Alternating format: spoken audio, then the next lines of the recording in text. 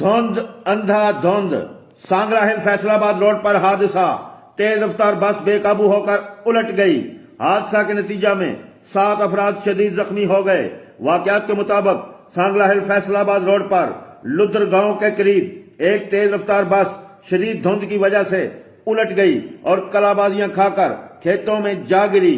हादसा के नतीजा में बस में सवार 7 मुसाफिर शदीद जख्मी हो गए, जिनमें 42 साला मोहम्मद वसीम, 29 साला आसम अली, 40 साला सुमेरा बीबी, 9 साला अबू बकर, 38 साला मोहम्मद फैसल, 35 साला शराफत अली और 24 साला एहसन अली शामिल हैं। मुसाफिर बस सांगला हिल से फैसलाबाद जा रही थी।